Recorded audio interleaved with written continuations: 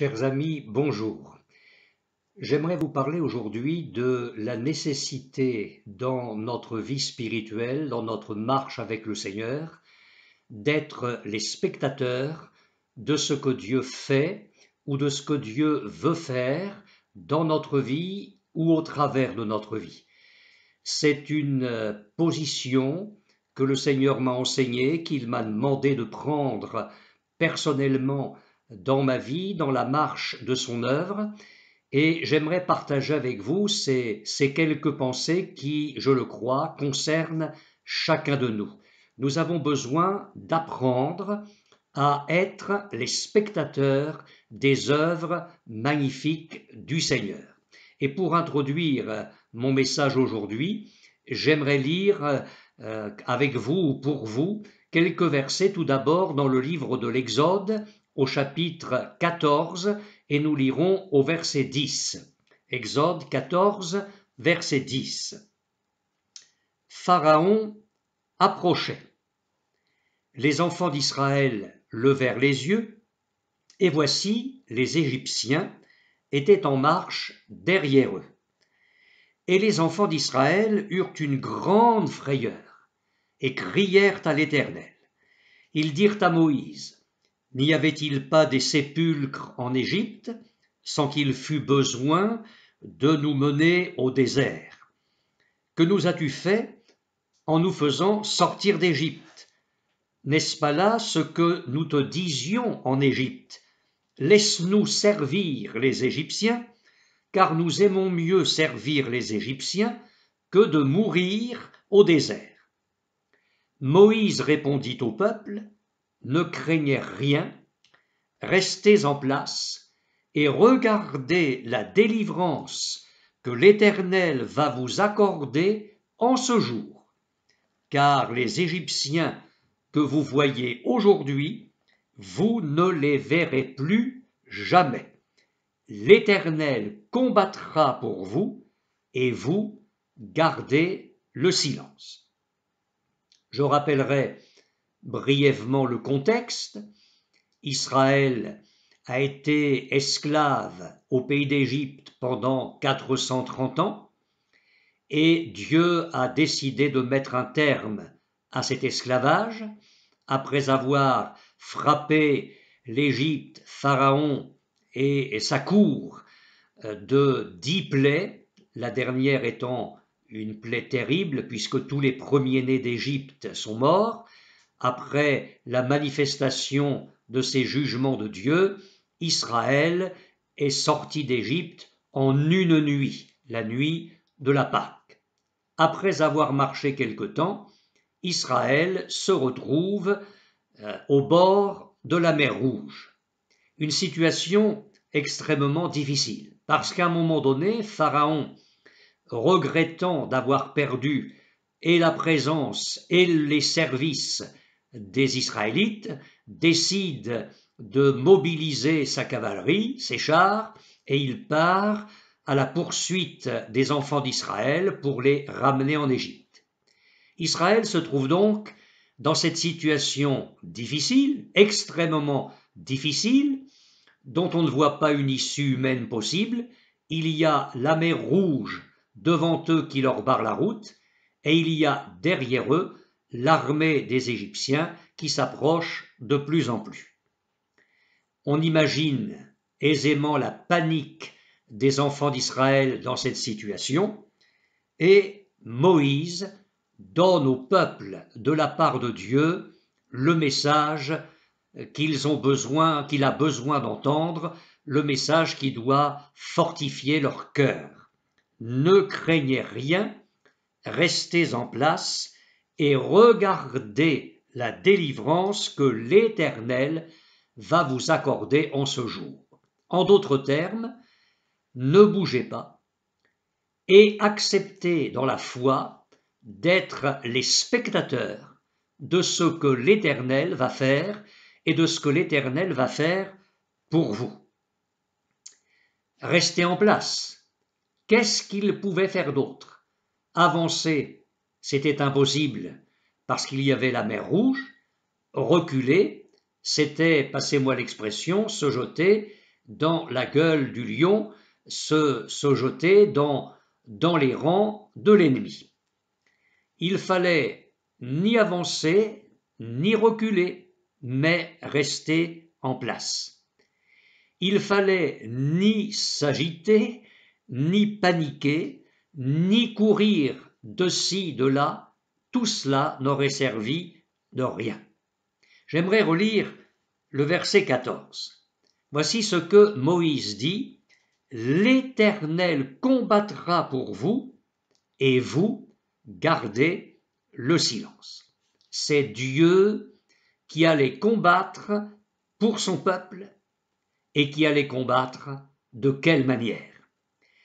Les Israélites n'auraient rien à faire, absolument rien à faire, dans cette situation difficile.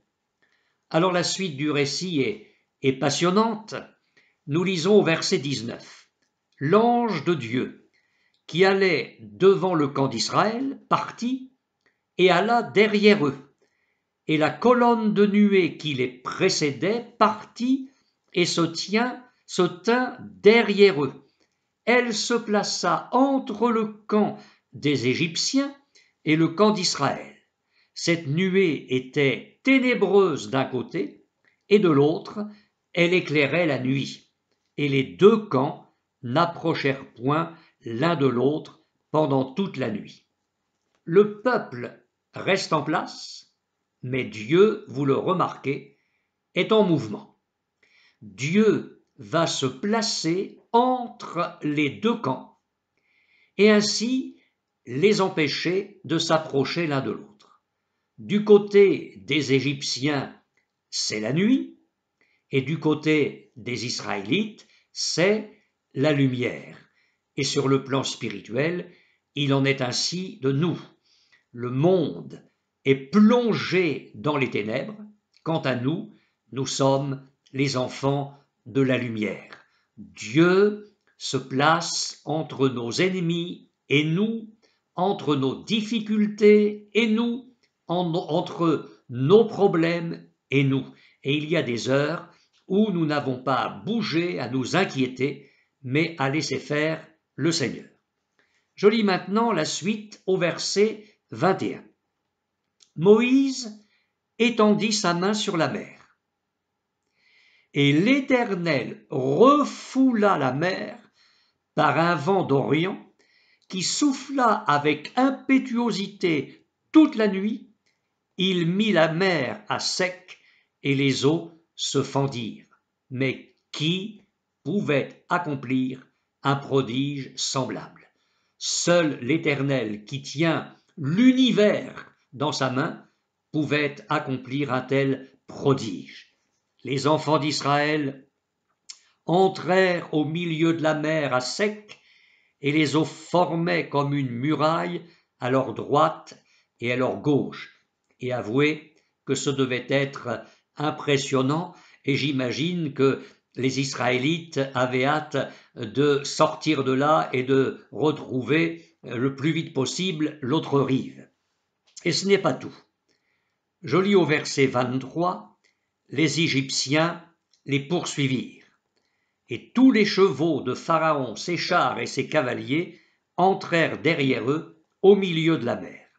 À la veille du matin, l'Éternel de la colonne de feu et de nuée regarda le camp des Égyptiens. Comme il est consolant de découvrir ici que Dieu se charge lui-même de regarder nos difficultés, nos ennemis, nos problèmes, l'Éternel regarda le camp des Égyptiens et mit en désordre le camp des Égyptiens. Et que fit le Seigneur? Il ôta les roues de leurs chars et en rendit la marche difficile. Les Égyptiens dirent alors: « Fuyons devant Israël, car l'Éternel combat pour lui contre les Égyptiens. » Et nous savons la suite du récit. Lorsque tous les enfants d'Israël eurent passé à travers la mer Rouge, Dieu a ramené les flots sur Pharaon et toute son armée, qui périrent tous, sans exception. L'Éternel a délivré magnifiquement son peuple. Et vous, avait dit Moïse de la part de Dieu, gardez le silence. Alors qu'est-ce que cela signifie pour nous dans nos difficultés, dans nos problèmes, dans nos moments extrêmement difficiles? Est-ce que cela signifie qu'il ne faille pas prier? Bien sûr que non. Et nous aurons l'occasion d'en parler dans quelques instants. Mais quand Dieu dit garder le silence, il ne s'agit pas de lancer des cris d'épouvante. Le peuple d'Israël ne devait pas encore une fois se livrer à la panique. Il ne devait pas non plus adresser des murmures à son Dieu, ni se révolter contre Moïse ou contre Aaron. Il devait se calmer et apprendre à faire confiance au Seigneur.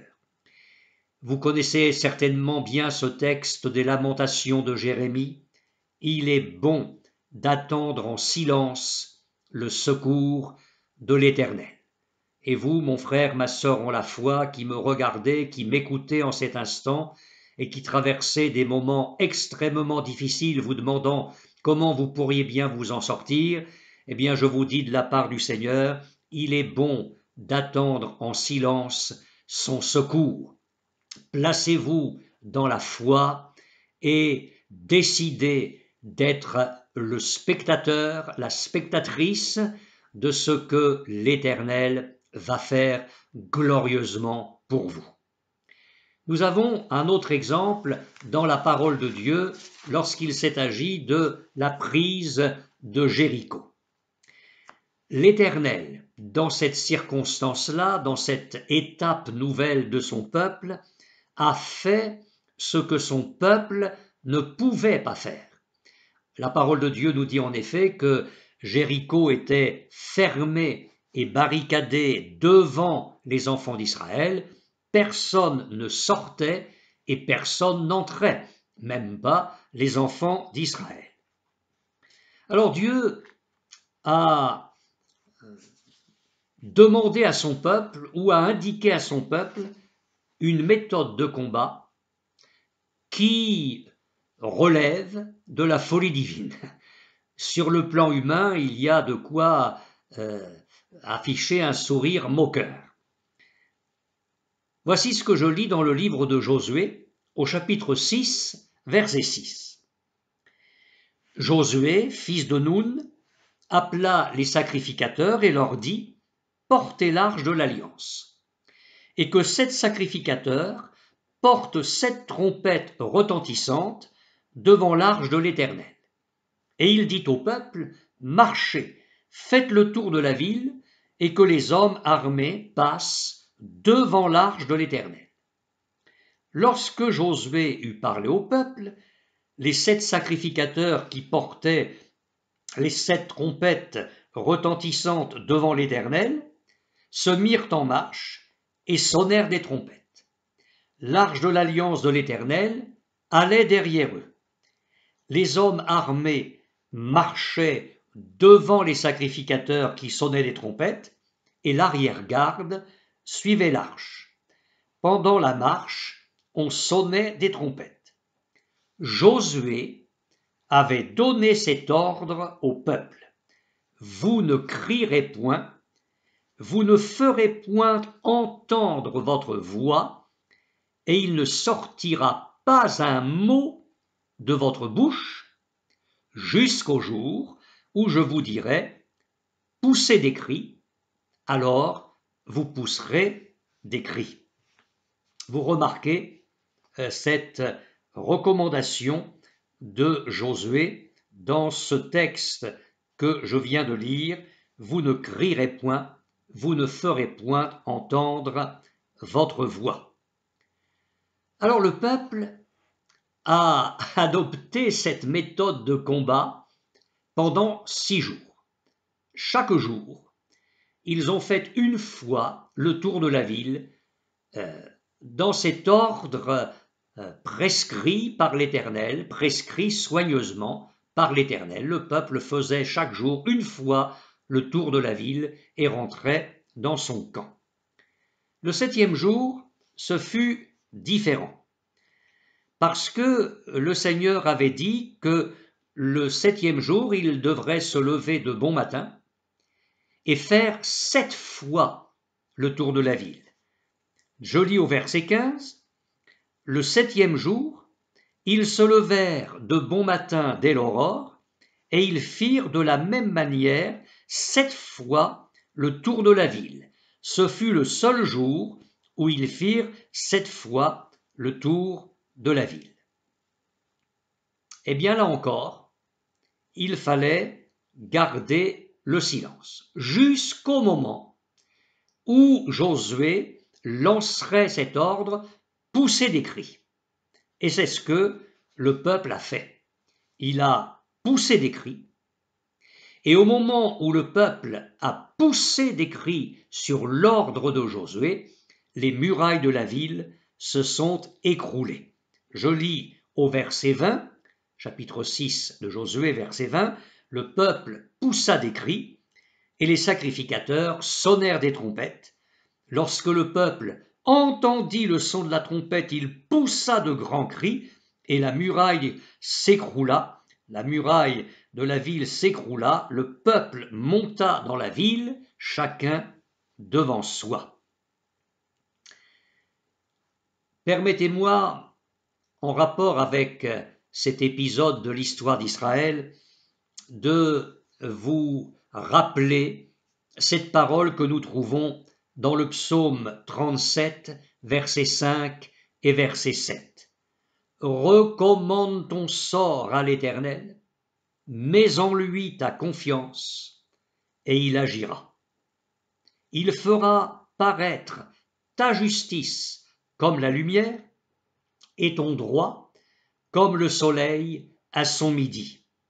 Garde le silence devant l'Éternel, et espère en lui. » Garde le silence devant l'Éternel et espère en lui. Autrement dit, reste calme, tranquille et choisis cette position qui consiste à être le spectateur de ce que Dieu va faire pour toi. Ne t'irrite pas contre celui qui réussit dans ses voies, contre l'homme qui vient à bout de ses mauvais desseins. Notre position doit être bien différente, elle doit être celle de croyants qui se réfugient dans le Seigneur, ils ont l'Éternel comme refuge, comme forteresse, comme haute retraite, ils peuvent se réfugier à l'ombre de ses ailes et non seulement être en pleine sécurité, mais aussi voir le Seigneur combattre pour eux et triompher pour eux.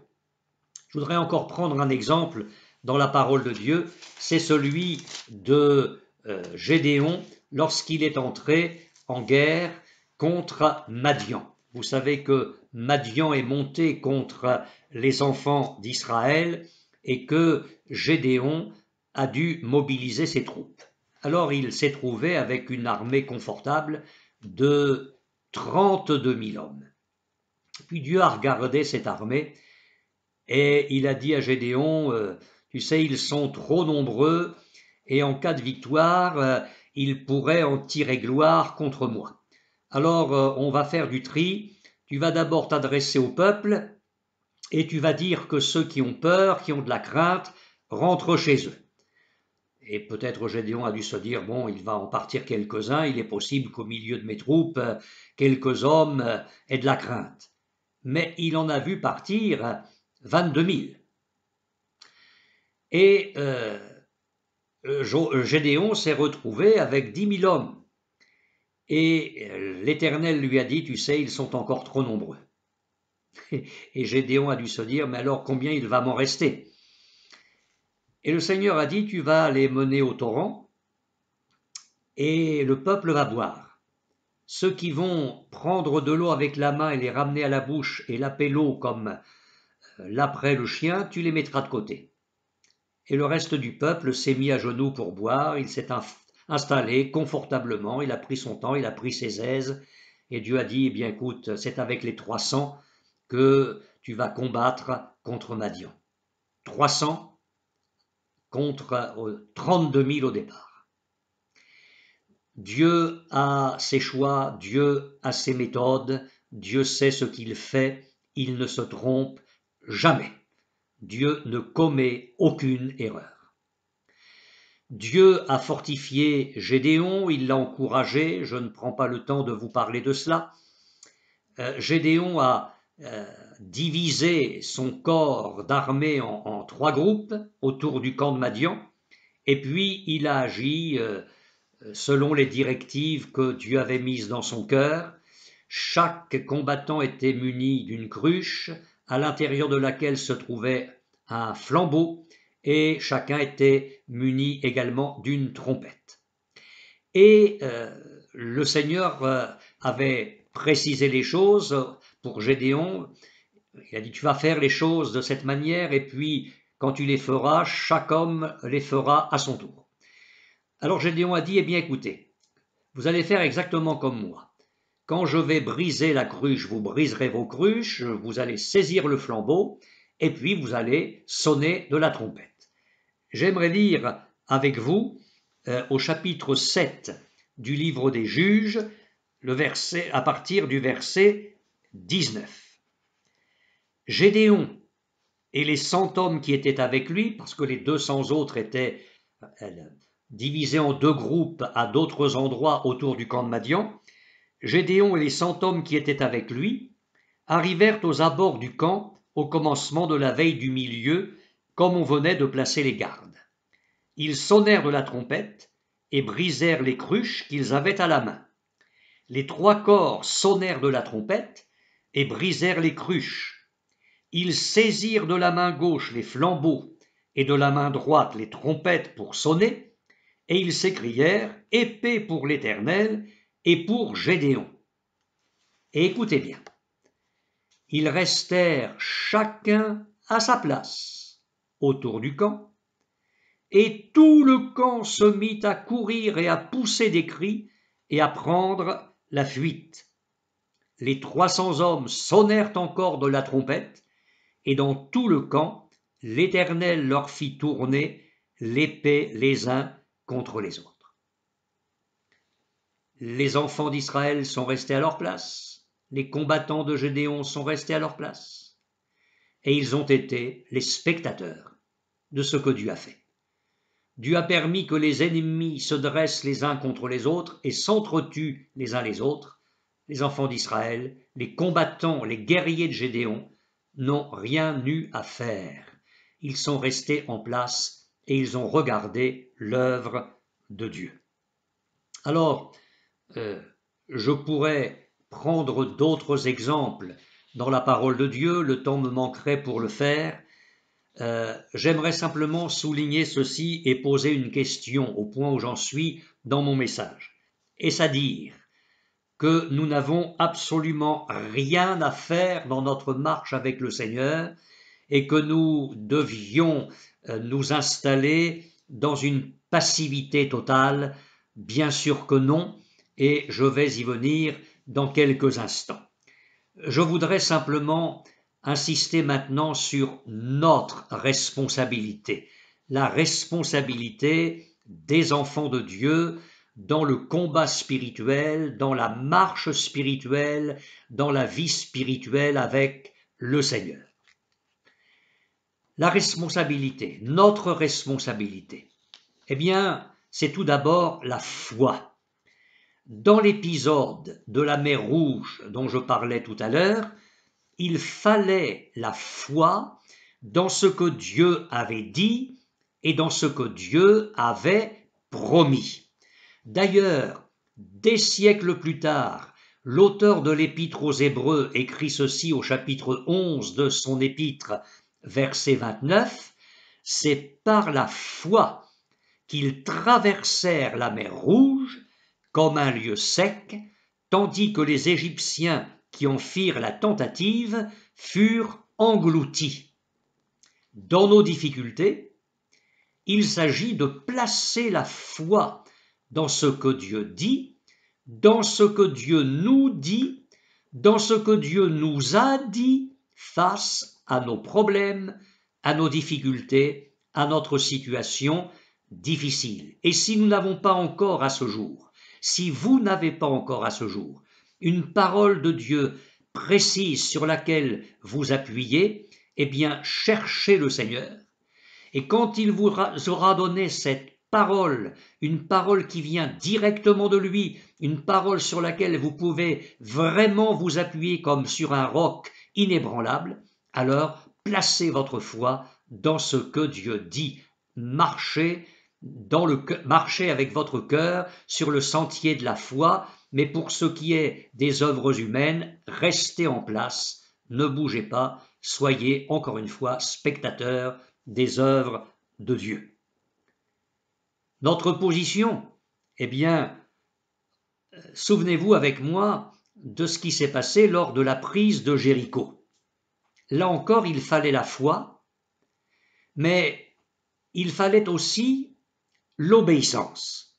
Et c'est encore l'auteur de l'Épître aux Hébreux qui nous dit au chapitre 11, verset 30, « C'est par la foi que les murailles de Jéricho tombèrent, après qu'on en eut fait le tour pendant 7 jours. » Et vous remarquez, mes frères et sœurs, mes amis, que ce verset inclut les deux vertus spirituelles, la foi d'une part et l'obéissance d'autre part, l'obéissance qui est tout simplement le prolongement direct de la foi.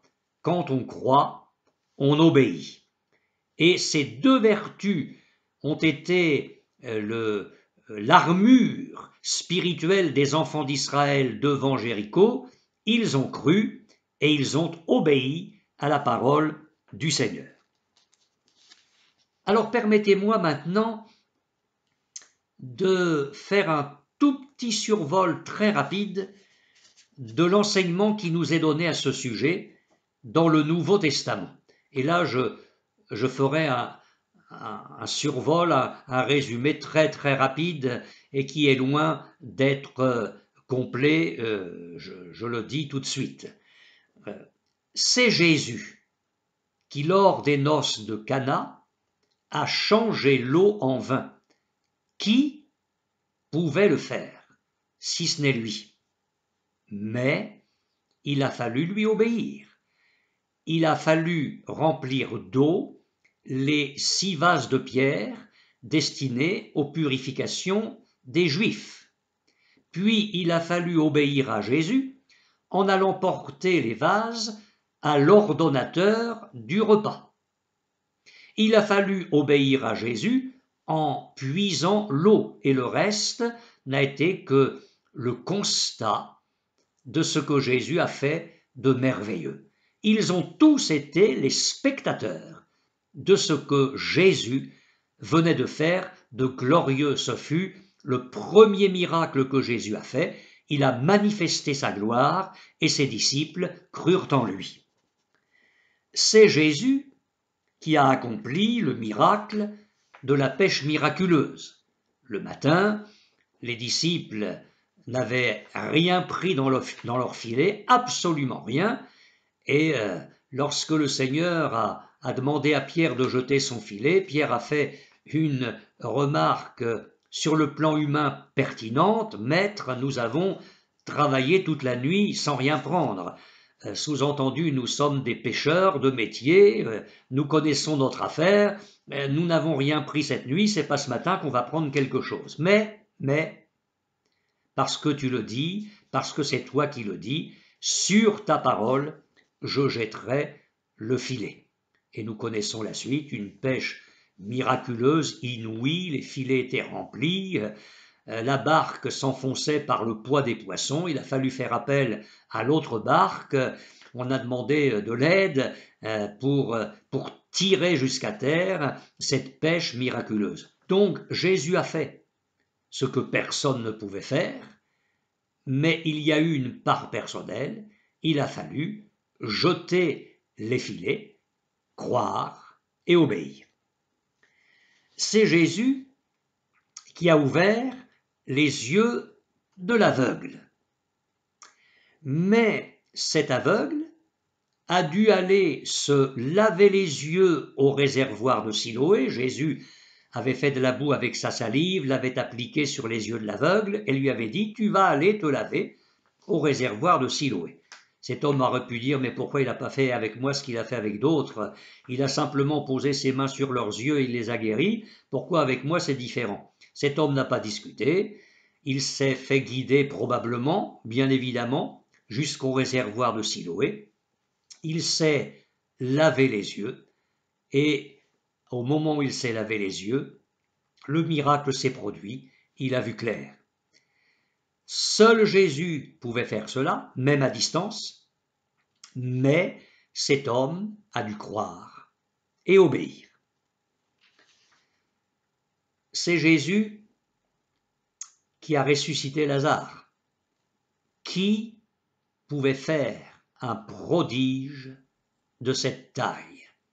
C'est certainement l'un des plus grands miracles qui nous soit rapporté dans les évangiles. Un homme en décomposition depuis 4 jours, qui sent mauvais, qui sent déjà la décomposition, et qui sort en parfait état, en pleine santé de son tombeau. Mais qui peut faire une chose pareille, sinon le Seigneur?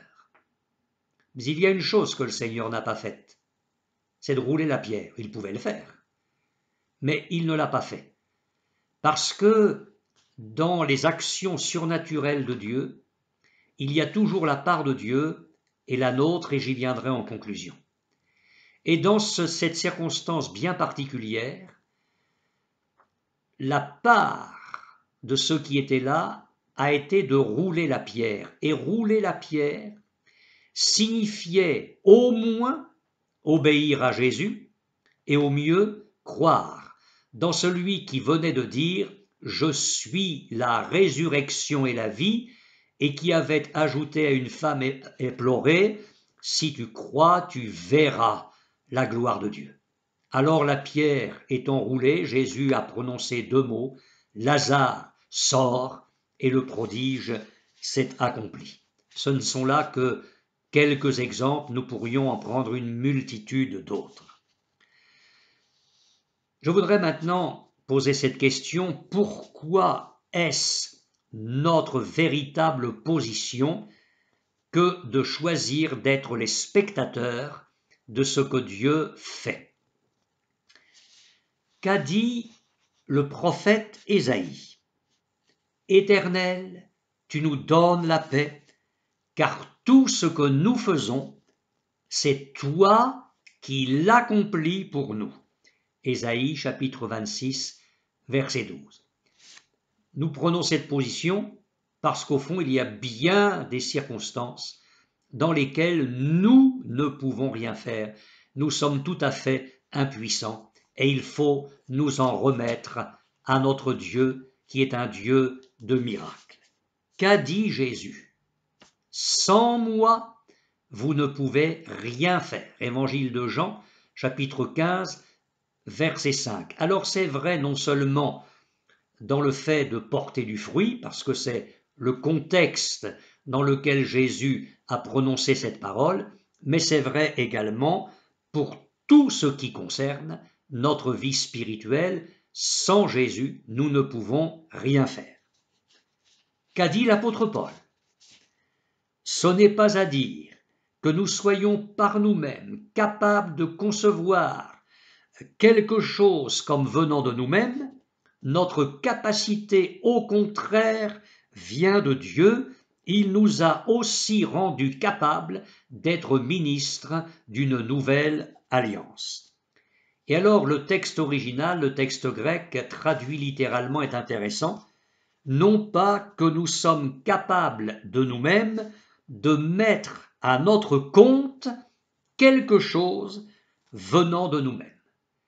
Mes frères et sœurs, nous ne pourrons jamais mettre quoi que ce soit à notre compte dans notre marche spirituelle.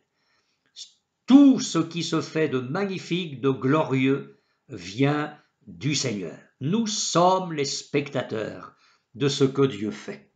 Et je voudrais encore citer l'apôtre Paul dans sa première épître aux Corinthiens, chapitre 15, verset 10, « Par la grâce de Dieu, je suis ce que je suis, et sa grâce envers moi n'a pas été vaine.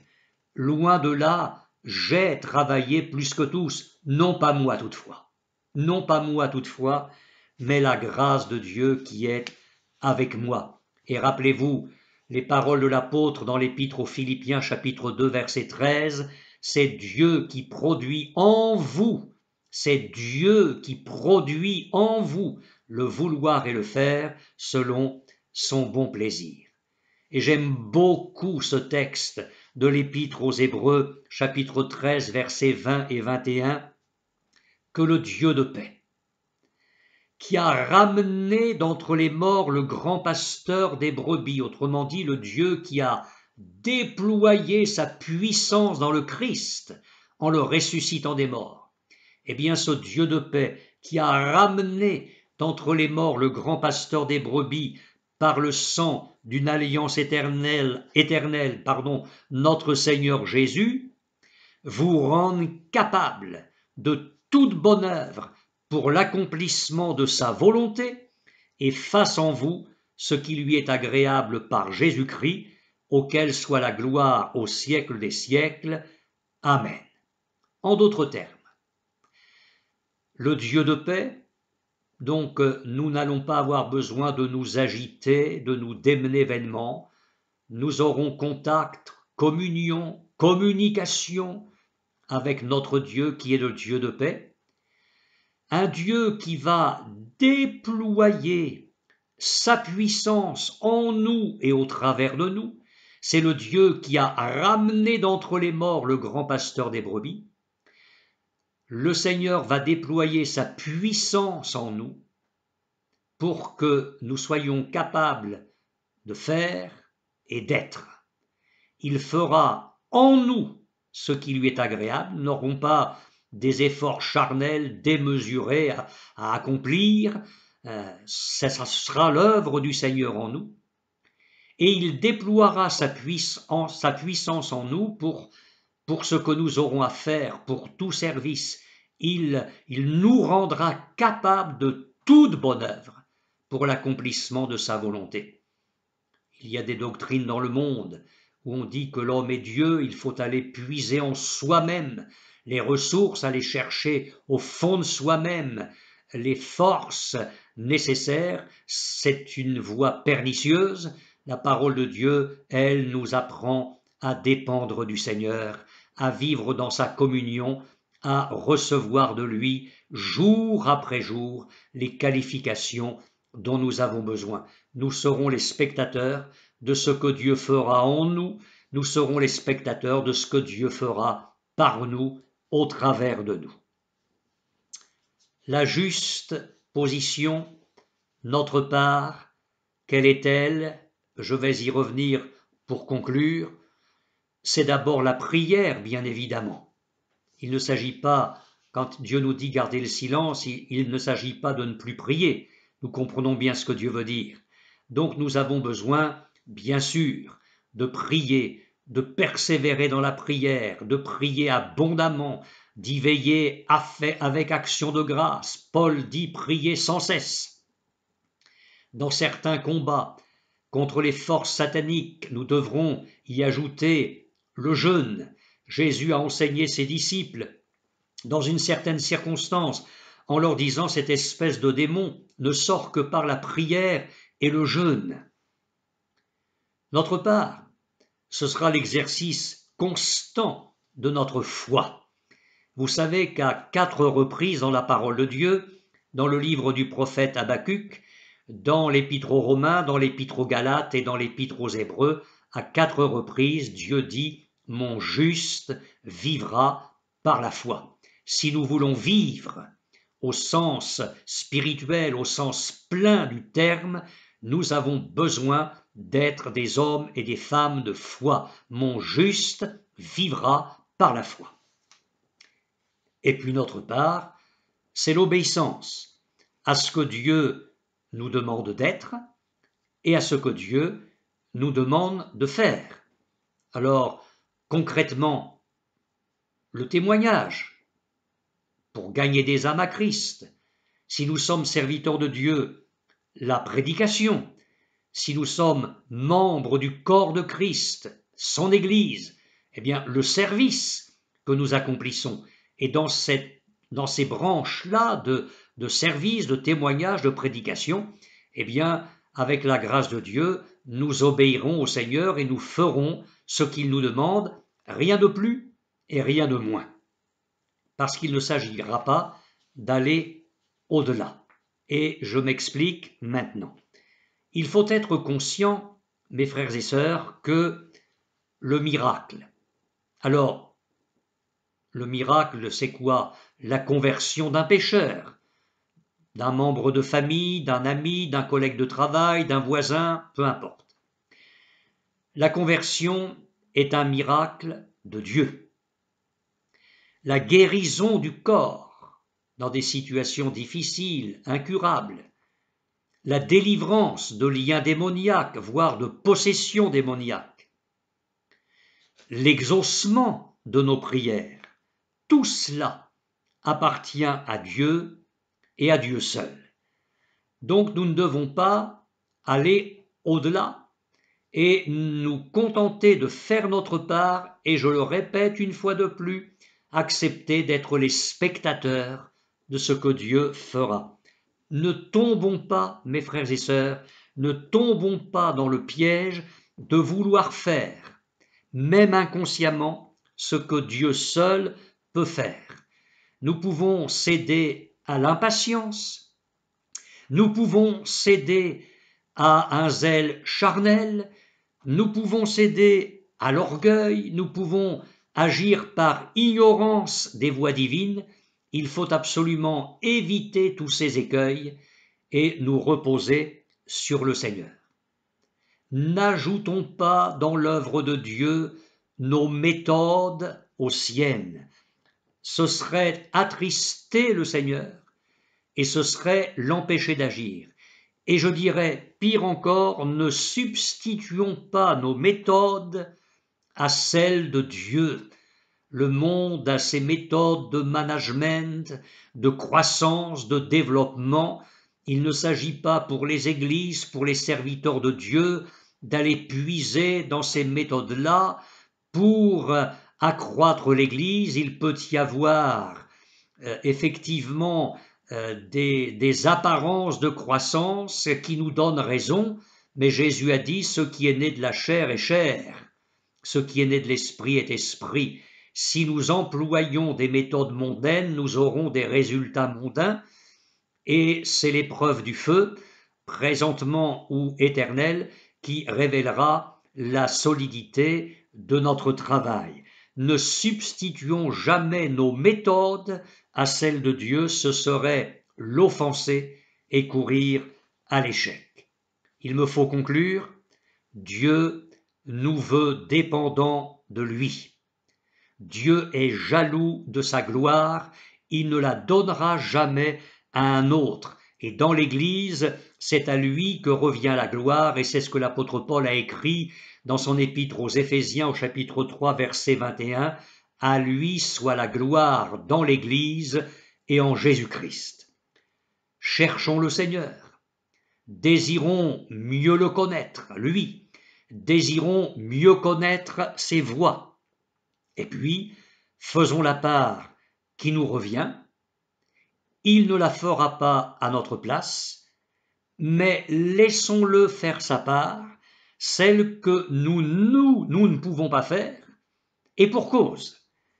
Et alors, je vous le dis de sa part, je vous le promets de sa part, nous serons émerveillés de ce que Dieu va faire, nous serons les spectateurs de ses œuvres. La position qu'il nous demande, mes frères et sœurs, est un puissant encouragement et une merveilleuse consolation pour chacun de nous. Que Dieu vous bénisse. Amen.